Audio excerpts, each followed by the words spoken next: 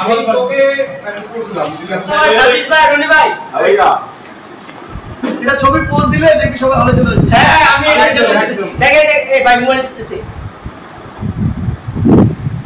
ভাই back camera দেখ হ্যাঁ ওর ক্যামেরা ভালো আছে দেখ। প্রিয় মুক্তিকামী ছাত্র জনতা, আমরা দেখতে পাচ্ছি যে আমাদের এই অভ্যুত্থান এবং বিপ্লবের পরেই দেশে অরাজকতা নাশকতা করছে ফ্যাসিস্ট এবং তাদের দোসররা।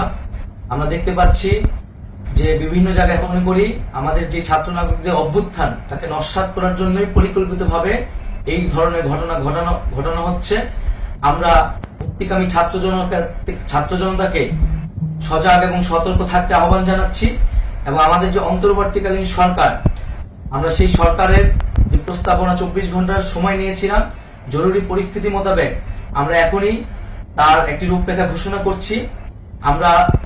আমরা সিদ্ধান্ত নিয়েছি যে সর্বজন গ্রহণযোগ্য আন্তর্জাতিক খ্যাতিসম্পন্ন নোবেল পুরস্কার বিজয়ী ডক্টর মোহাম্মদ ইউনূসকে প্রধান উপদেষ্টা করে অন্তর্বর্তীকালীন সরকার গঠন করা হবে এবং ডক্টর মোহাম্মদ ইউনূসের সাথেও আমাদের কথা হয়েছে। তিনি ছাত্র জনতার আহ্বানে বাংলাদেশকে রক্ষা করতে এই গুরু দায়িত্ব নিতে সম্মত হয়েছে। আমরা সকালের মধ্যেই আমরা এই সরকার গঠনের প্রক্রিয়া দেখতে চাই। রাষ্ট্রপতির কাছে আহ্বান থাকবে যে দ্রুত সময়ের মধ্যে ডক্টর মোহাম্মদ ইউনূসকে প্রধান উপদেষ্টা করে অন্তর্বর্তীকালীন সরকার গঠন করা হোক এবং এই অন্তর্বর্তীকালীন সরকারের বাকি সদস্যদের নামও আমরা সকালের মধ্যে ঘোষণা করব। প্রিয় বন্ধুগণ, দেশে যে অরাজকতা চলছে, মানুষের জীবনের নিরাপত্তাহীনতা চলছে, সেজন্য আমরা রাষ্ট্রপতির কাছে আহ্বান জানাচ্ছি দেশে আইন শৃঙ্খলা পরিবেশ ফিরিয়ে আনার জন্য দ্রুত সময়ের মধ্যে কার্যকর ব্যবস্থা নিতে হবে এবং আইন শৃঙ্খলা বাহিনীকে সহযোগিতা করার জন্য মুক্তিকামী ছাত্র জনতাও রাজপথে থাকবে এবং অন্তর্বর্তীকালীন সরকার গঠন না হওয়া পর্যন্ত মুক্তিকামী ছাত্র জনতাকে রাজপথে থেকে তাদের যে অভ্যুত্থান সেই অভ্যুত্থানকে রক্ষা করতে হবে।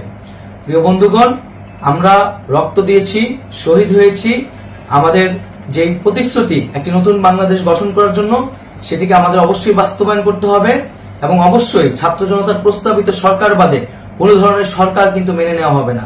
আমরা বলেছি কোনো ধরনের সেনা শাসিত সরকার অথবা সেনা সমর্থিত সরকার অথবা এই ফ্যাসিস্টদের দোসরদের কোনো বি টিম সরকার কিন্তু আমরা মেনে নিব না। কোনো গণবিরোধী সরকারকে মেনে নেওয়া হবে না। ছাত্র জনতার অভ্যুত্থানকারী যে প্রস্তাবিত সরকার, অন্তর্বর্তীকালীন সরকার, যেটা আমরা সিদ্ধান্ত উপনীত হয়েছি ডক্টর মোহাম্মদ ইউনূসকে প্রধান উপদেষ্টা করে এই সরকার গঠন করা হবে, সেই সরকারকেই বাস্তবায়ন করতে হবে অবিলম্বে।